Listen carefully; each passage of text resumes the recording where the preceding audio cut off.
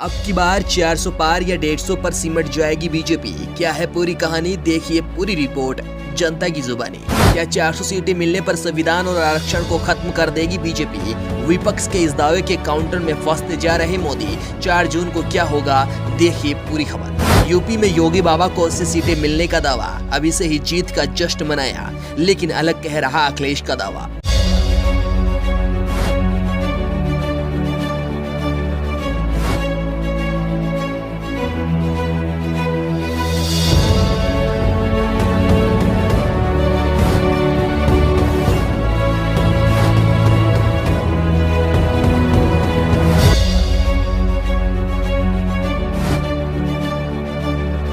India गठबंधन के 2 नेताओं ने मिलकर इतिहास रच दिया है और ये पहले कभी नहीं हुआ था। जिन 2 पार्टियों में आपस में गुटबाजी हुआ करती थी, आज उन्हीं पार्टी के 2 दिग्गज नेता आपस में मिल गए हैं।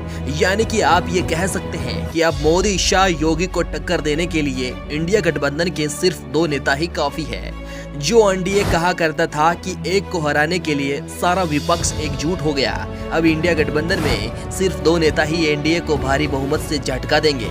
लेकिन मोदी का एक नारा है, अब की बार 400 पार। लेकिन विपक्ष यानी कि कांग्रेस और समाजवादी पार्टी का यही कहना है कि अब की बार ये जनता का चुनाव है और जनता इस बार बीजेपी को 150 सीटों पर ही निपटा देगी, क्योंकि जनता इस बार बढ़ चढ़कर संविधान और लोकतंत्र और आरक्षण को बचाने के लिए मतदान कर रही है। 10 साल बाद बीजेपी के नारे का लेवल थोड़ा ऊपर जा चुका है। अब की बार मोदी सरकार से डायरेक्ट अब की बार 400 पार। 400 पार के सवाल पर प्रधानमंत्री नरेंद्र मोदी की समझाइश है कि एनडीए को तो 2014 से ही 400 सांसदों का साथ मिलता रहा है। सब कुछ आपको इस वीडियो में बताएंगे, वीडियो के एंड तक बने रहे। लेकिन उससे पहले हम ये बात कर लेते हैं कि अखिलेश यादव ने भाजपा को लेकर क्या कहा। लोकसभा चुनाव में जीत का झंडा लहराने के लिए सभी दलों ने अपनी पूरी ताकत झोंक दी है। इस कड़ी में मंगलवार को झांसी में समाजवादी पार्टी के प्रमुख अखिलेश यादव और कांग्रेस नेता राहुल गांधी ने जनसभा को संबोधित किया।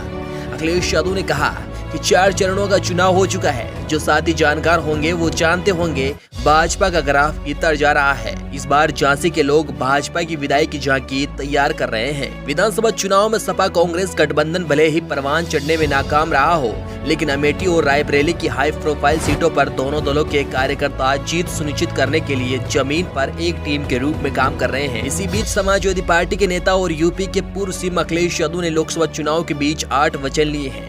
भारतीय राष्ट्रीय कांग्रेस के राष्ट्रीय अध्यक्ष मल्लिकार्जुन खड़गे के साथ प्रेस वार्ता के बाद सपा नेता ने सोशल मीडिया साइट एक्स पर पोस्ट किया। उन्होंने तस्वीरों के साथ 8 वचनों का भी जिक्र किया।